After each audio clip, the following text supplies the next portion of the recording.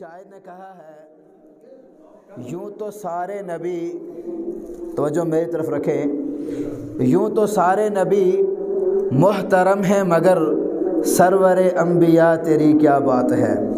یوں تو سارے نبی محترم ہیں مگر سرور انبیاء تیری کیا بات ہے۔ رحمت دو جہاں ایک تیری ذات ہے، اے حبیب خدا تیری کیا بات ہے۔ اے حبیب خدا تیری کیا بات ہے۔ روح کون و مکان پہ نکھار آ گیا، روح کون و مکان پہ نکھار آ گیا، روح انسانیت کو قرار آ گیا۔ مرحبا مرحبا ہر کسی نے کہا، آمد مصطفیٰ تیری کیا بات ہے، آمد مصطفیٰ تیری کیا بات ہے۔ حضرت آمنہ کے دلارے نبی، حضرت آمنہ کے دلارے نبی، غم زدہ امتوں کے سہارے نبی، روز محشر کہے گی، روز محشر کہے گی یہ خلق خدا، سب کے مشکل کشا تیری کیا بات ہے، سب کے مشکل کشا تیری کیا بات ہے۔ چار سو رحمتوں کی گھٹا چھا گئی، باغ عالم میں فصل بہار آ گئی، دل کا غنچہ کھلا اسم اعظم ملا، ذکر صلی علی تیری کیا بات ہے۔ تمامی حضرات مل کر درود پاک پڑھیں۔ اللہم صلی علی سیدنا محمد وعلی آل سیدنا مولانا محمد مبارک وسلم علیہ۔ میں آپ کے سامنے چند اشعار پیش کر رہا ہوں، جو شعر آپ کو پسند آئے ماشاءاللہ سبحان اللہ کی صدائیں جو ہے وہ بلند کریں۔ حب احمد ازل ہی سے سینے میں ہے، سبحان اللہ کہیں۔ حب احمد ازل ہی سے سینے میں ہے، ہم یہاں ہیں ہمارا دل مدینے میں ہے۔ حب احمد ازل ہی سے سینے میں ہے، میں یہاں ہوں میرا دل مدینے میں ہے۔ بے سہارا نہ سمجھے زمانہ ہمیں، بے سہارا نہ سمجھے زمانہ ہمیں، ہم غریبوں کا آقا مدینے میں، ہم غریبوں کا آقا مدینے میں ہے۔ پھول تو پھول کانٹوں میں بھی حسن ہے، پھول تو پھول کانٹوں میں بھی حسن ہے، لطف جنت سے بھر کر مدینے میں ہے، لطف جنت سے بھر کر مدینے میں ہے۔ ایسی خوشبو نہ سونگی کسی پھول سے، ایسی خوشبو نہ سونگی کسی پھول سے، جیسی خوشبو نبی کے پسینے میں ہے، جیسی خوشبو نبی کے پسینے میں ہے۔ کیا مقدر ہیں صدیق و فاروق کے، کیا مقدر ہیں صدیق و فاروق کے، جن کا گھر رحمتوں کے خزینے میں ہے، جن کا گھر رحمتوں کے خزینے میں ہے۔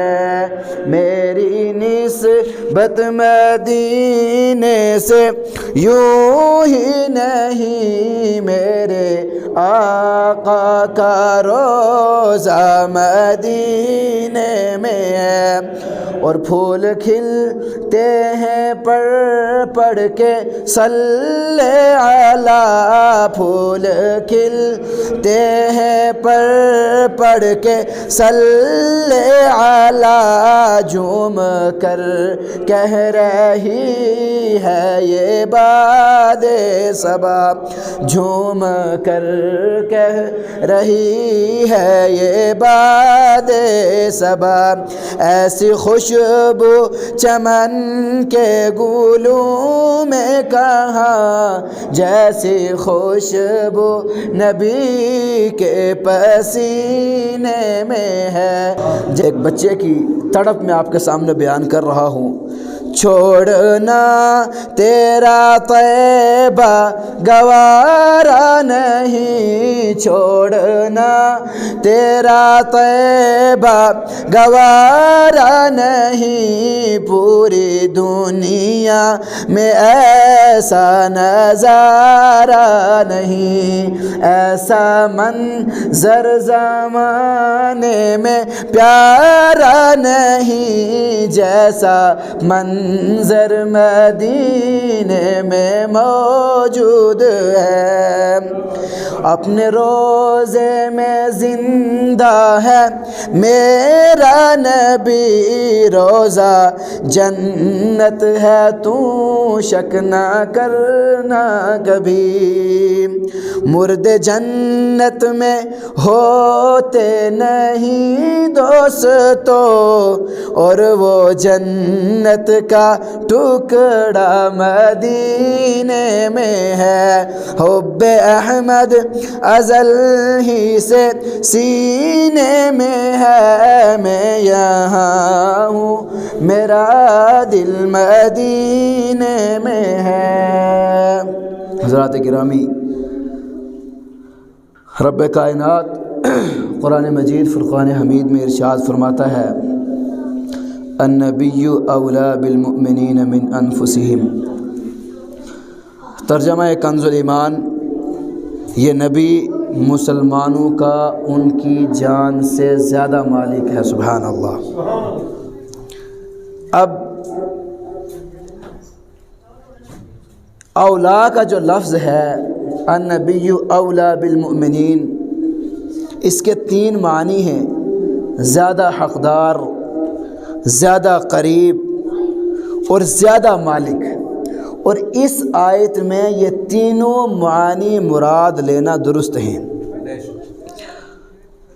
اس آیت کا ایک مطلب یہ ہے کہ تمام دینی اور دنیاوی امور میں نبی اکرم صلی اللہ علیہ وسلم کے احکام مومنین پر لازم ہیں اور ان کی اطاعت کرنا مومنین پر واجب ہے۔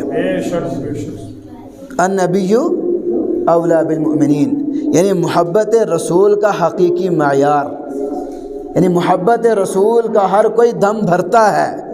اب وہ محبت رسول ہے کیا ہے کہ دین اور دنیا کے جتنے بھی کام ہیں ان سب میں نبی اکرم صلی اللہ علیہ وسلم کا حکم مومنین پر لازم ہے اور آپ کی اطاعت ہر مومن پر واجب ہے، اور اس کے مقابلے میں اپنی نفسانی خواہشات کو ترک کرنا واجب ہے۔ اور اسی آیت کا ایک دوسرا مطلب وہ یہ ہے کہ رسول اکرم صلی اللہ علیہ وسلم مسلمانوں پر ان کی جانوں سے زیادہ نرمی، رحمت اور لطف و کرم فرماتے ہیں، اور انہیں سب سے زیادہ نفع پہنچانے والے ہیں، سبحان اللہ۔ اب امام مجاہد رضی اللہ تعالی عنہ فرماتے ہیں کہ تمام انبیاء کرام علیہ الصلاۃ والسلام اپنی امت کے باپ ہوتے ہیں، اور اسی رشتہ سے مسلمان آپس میں بھائی بھائی ہیں، جیسا کہ قرآن مجید میں ہے انما المؤمنون اخوہ، کہ تمام مومنین آپس میں بھائی بھائی ہیں، اور وہ اسی وجہ سے ہیں کہ ہم نبی اکرم صلی اللہ علیہ وسلم کی دینی اولاد ہیں، سبحان اللہ۔ اور اسی طرح حضرت زہرہ بن معبد رضی اللہ تعالیٰ عنہ اپنے دادا سے روایت کرتے ہیں کہ ہم نبی اکرم صلی اللہ علیہ وسلم کے ساتھ تھے. نبی اکرم صلی اللہ علیہ وسلم نے حضرت عمر بن خطاب رضی اللہ تعالی عنہ کا ہاتھ پکڑا ہوا تھا. صحابی بیان کر رہے ہیں کہ ہم نبی اکرم صلی اللہ علیہ وسلم کے ساتھ تھے. نبی اکرم صلی اللہ علیہ وسلم نے حضرت عمر بن خطاب رضی اللہ تعالی عنہ کا ہاتھ پکڑا ہوا تھا. تو حضرت عمر رضی اللہ تعالی عنہ نے عرض کی یا رسول اللہ صلی اللہ علیہ وسلم میرے لیے مطلب دنیا کی ہر چیز سے زیادہ میں آپ سے محبت کرتا ہوں لیکن اپنی جان سے زیادہ نہیں. یعنی دنیا کی ہر چیز مجھے بہت زیادہ آپ ہر چیز سے مجھے زیادہ پیارے ہیں لیکن مجھے جو میری اپنی جان ہے اس سے زیادہ نہیں. تو نبی اکرم صلی اللہ علیہ وسلم نے فرمایا کہ اے عمر مجھے میرے رب کی عزت کی قسم جس کے قبضہ قدرت میں میری جان ہے جب تک دنیا کی ہر چیز سے زیادہ تم مجھ سے محبت نہیں کرو گے تب تک مومن نہیں ہو سکتے. تو حضرت عمر بن خطاب رضی اللہ تعالیٰ عنہ فرماتے ہیں کہ یا رسول اللہ صلی اللہ علیہ وسلم مجھے میرے رب کی عزت کی قسم آپ دنیا کی ہر چیز بلکہ اپنی جان سے بھی زیادہ آپ مجھے پیارے اور زیادہ آپ مجھے عزیز ہیں. تو نبی اکرم صلی اللہ علیہ وسلم نے فرمایا کہ اب تم کامل مومن ہوئے. سبحان اللہ. اب یہ حدیث مبارکہ پیش کرنے کا مقصد یہ ہے کہ نبی اکرم صلی اللہ علیہ وسلم کے ساتھ محبت کا دعویٰ اگر کوئی انسان کر رہا ہے تو اسے دنیاوی خواہشات جو ہیں ان کو اپنے اوپر حاوی نہیں ہونے دینا چاہیے. تب جا کے نبی اکرم صلی اللہ علیہ وسلم کی جو حقیقی محبت ہے وہ آپ کو نظر آئے گی. اسی طرح سورہ توبہ میں اللہ تعالیٰ ارشاد فرماتا ہے قل ان کان آباؤکم وابناؤکم واخوانکم وازواجکم وعشیرتکم واموال اقترفتموها وتجارة تخشون كسادها ومساكن ترضونها أحب إليكم من الله ورسوله وجهاد في سبيله فتربصوا حتى يأتي الله بأمره والله لا يهدي القوم الظالمين قوم الفاسقين. رب کائنات سورہ توبہ میں ارشاد فرماتا ہے کہ اے محبوب آپ فرما دیجئے قل ان کان آباؤکم اگر تمہارے والد اور تمہارے بیٹے تمہارے بھائی اور تمہاری عورتیں اور تمہارا کنبہ اور تمہاری کمائی کے مال اور وہ سودا جس کے نقصان کا تمہیں ڈر ہے اور تمہاری پسند کے مکان یہ چیزیں اللہ اور اس کے رسول صلی اللہ علیہ وسلم اور اس کی راہ میں لڑنے سے زیادہ پیاری ہوں تو راستہ دیکھو انتظار کرو یہاں تک کہ اللہ اپنا حکم لائے اور اللہ فاسقوں کو راہ نہیں دیتا. اب یہ آیت مبارکہ میں نے آپ کے سامنے پیش کی ہے.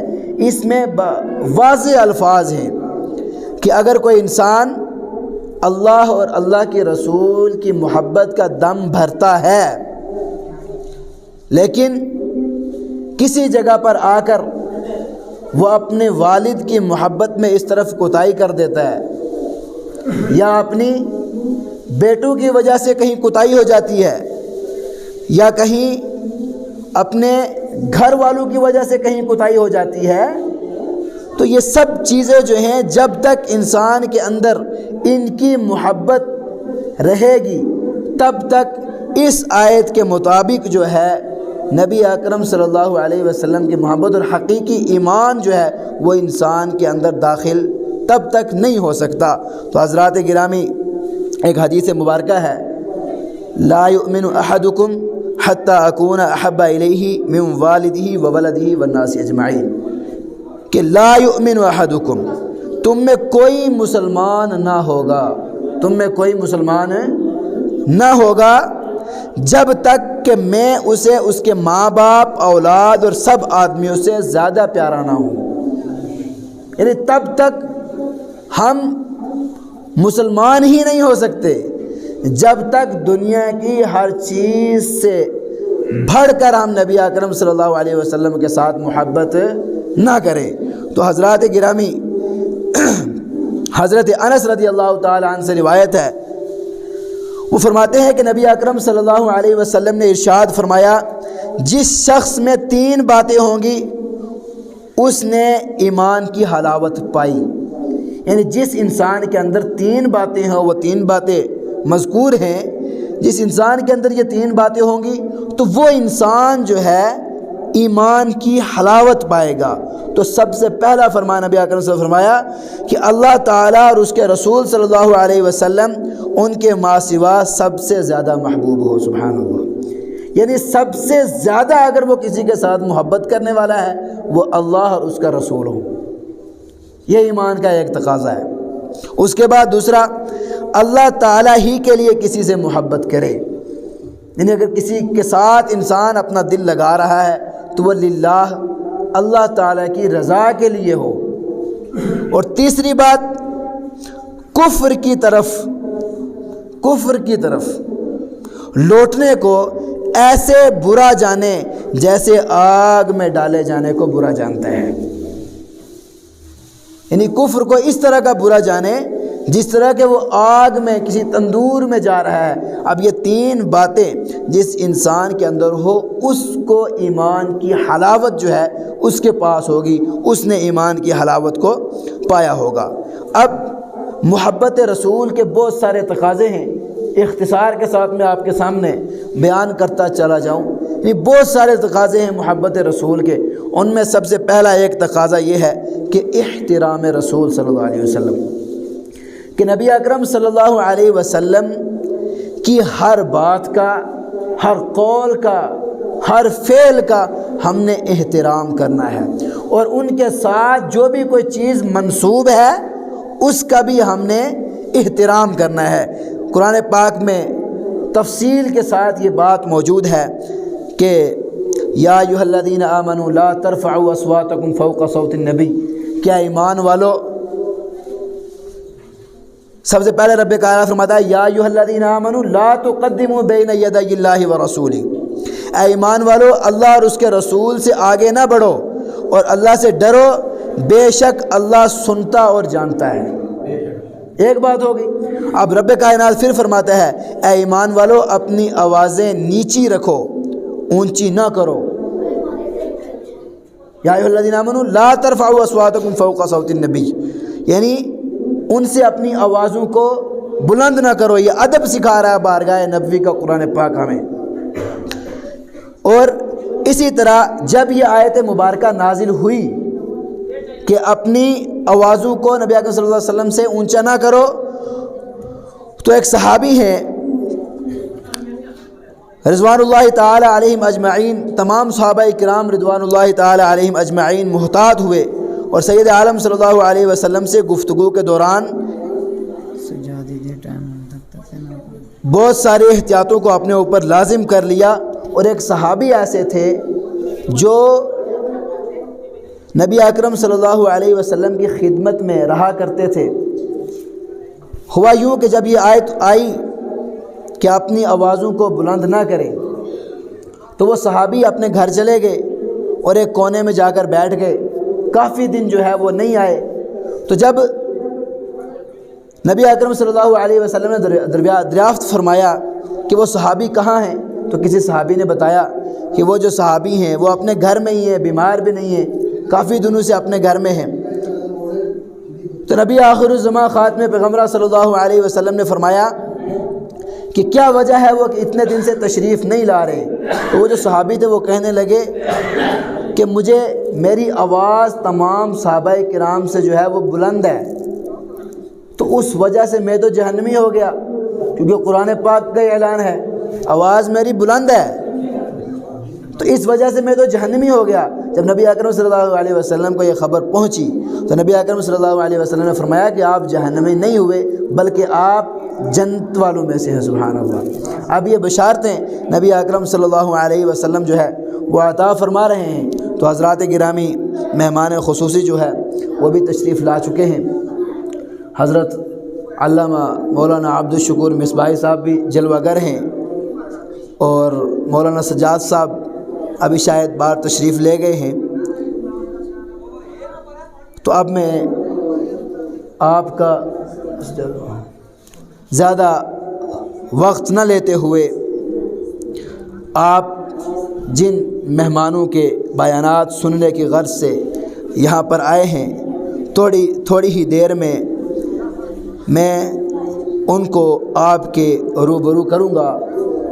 اب بلا کسی تاخیر کے میں اپنے اسی محلہ کے نوجوان عالم دین حضرت مولانا سجاد صاحب کو دعوت سخن دوں گا اس شعر کے ساتھ کہ ایک نیا انداز لے کر آؤ بزم ناز میں، ایک نیا انداز لے کر آؤ بزم ناز میں، ساری محفل جھوم اٹھے آپ کی آواز میں۔